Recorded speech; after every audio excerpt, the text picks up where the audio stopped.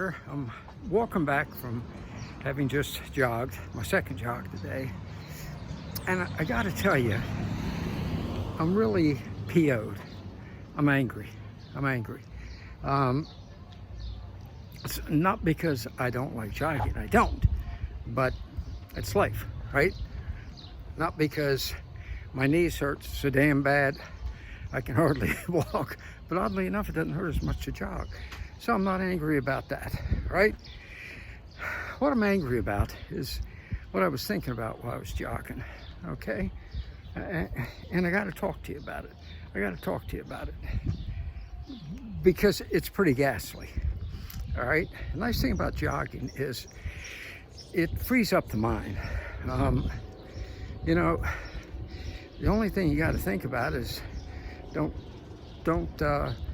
stumble over the curb or step in a gully.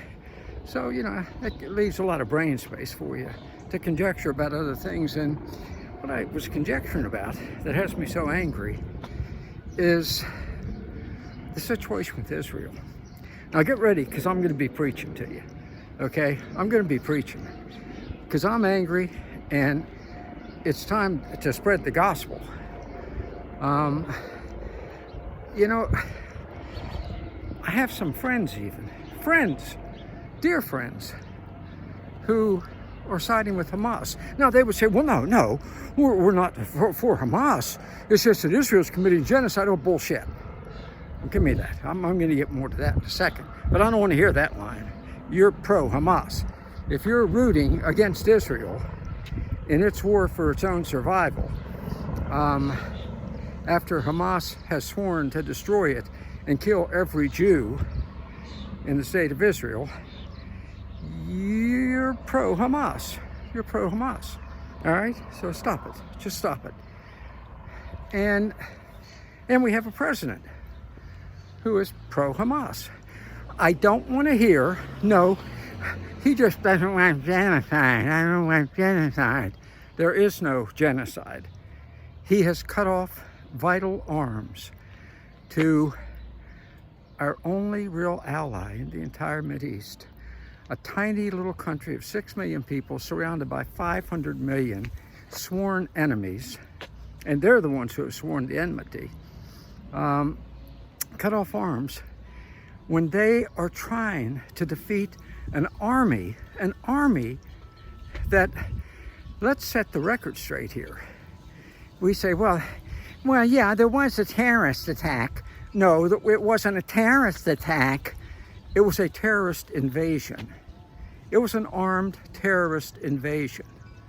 Hamas invaded their neighbor. They slaughtered, didn't just shoot them. They tortured. They terrorized. They gang raped.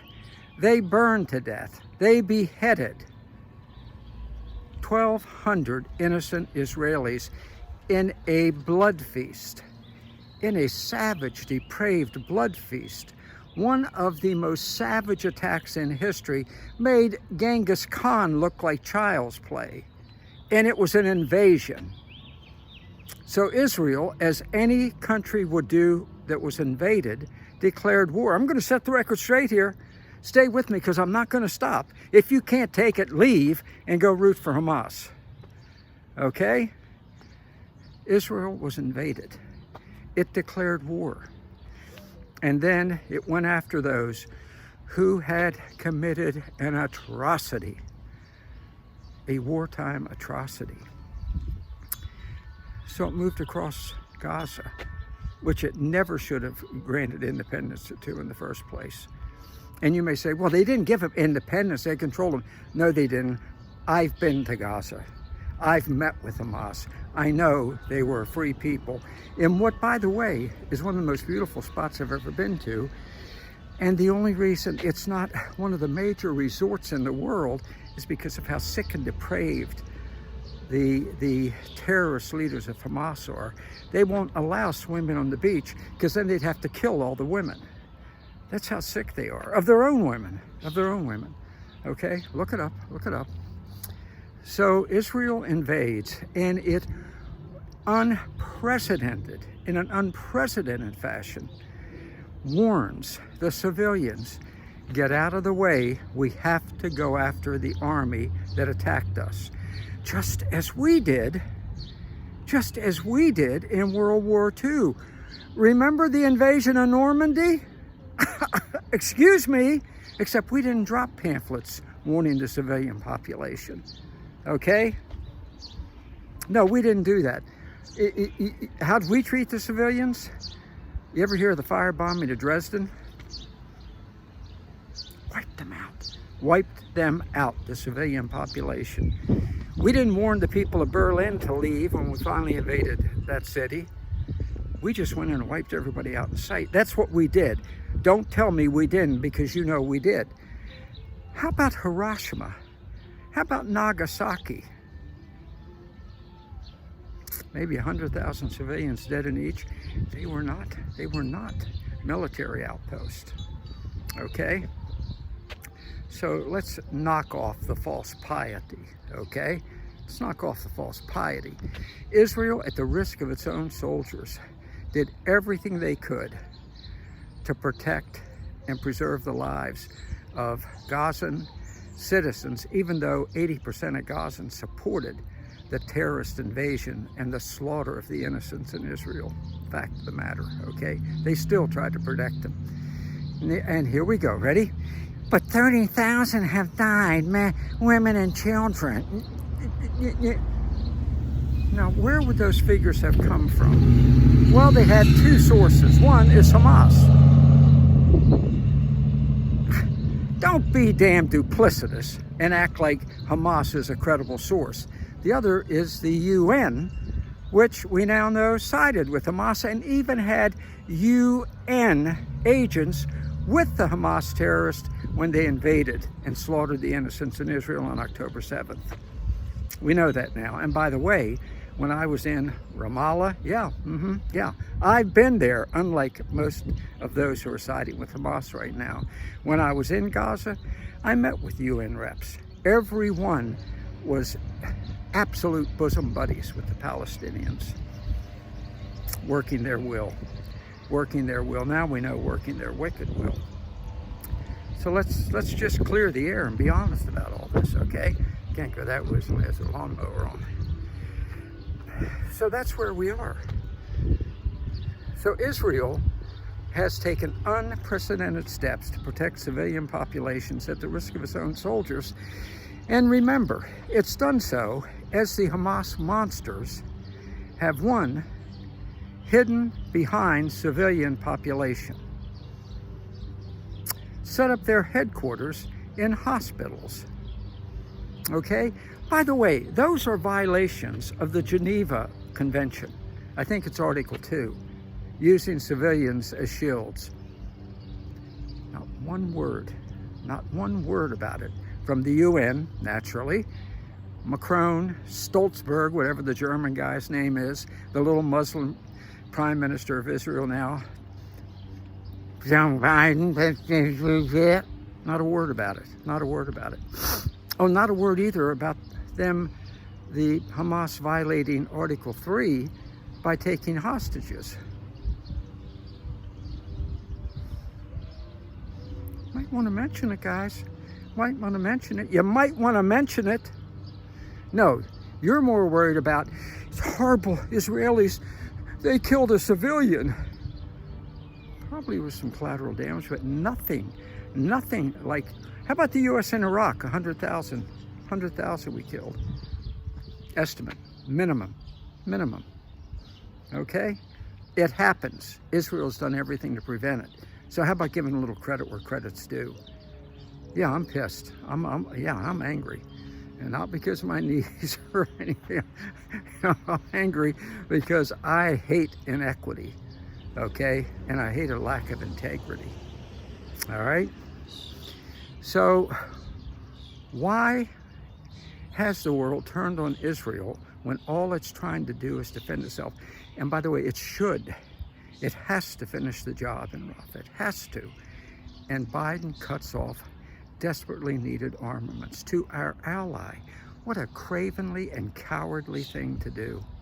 How disgusting and disingenuous, because he wants the votes of the Muslims in Dearborn, Michigan. Come on, let's get down to brass tacks here.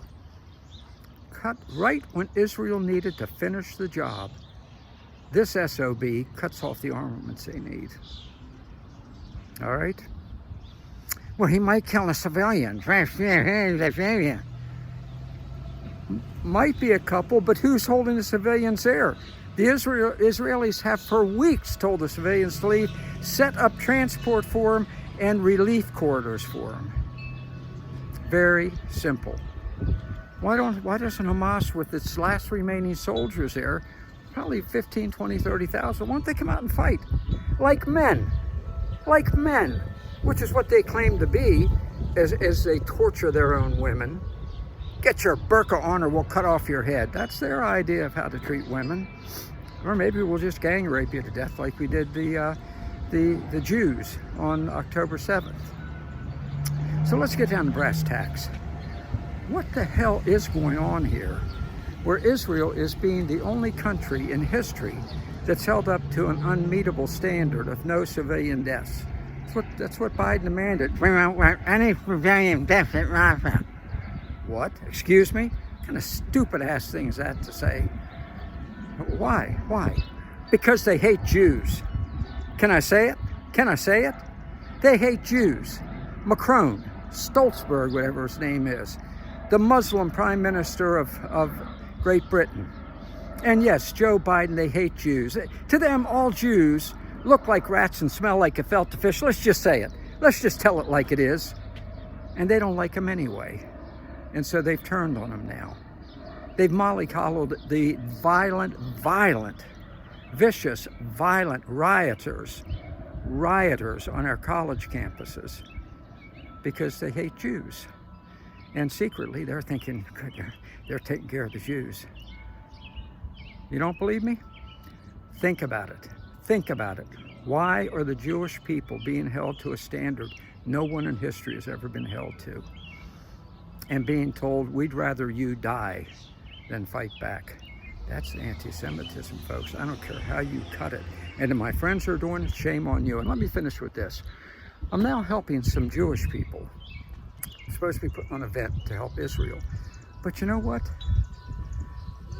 I've told them, Israel's at stake here. We got to be strong. We got to speak out. And their attitude is, we want to have kind of an event that just talks nice about Israel. We don't want to say anything negative about anyone else, and we don't want to offend the Palestinians. Suppose they get angry and they protest our event, and we just want to take it easy. Hey, why don't you just put on a damn Star of David and walk on over to the gas chamber? These people need a spine implant. I'd give them mine, but at 77 years old, I got so many damn compressed vertebrae, I feel like a swayback nag, okay?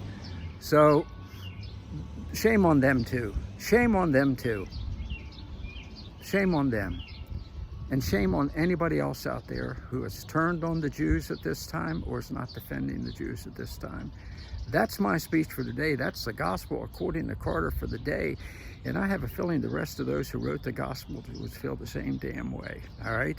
So let's start defending those who need our defending. Let's stand by our friends.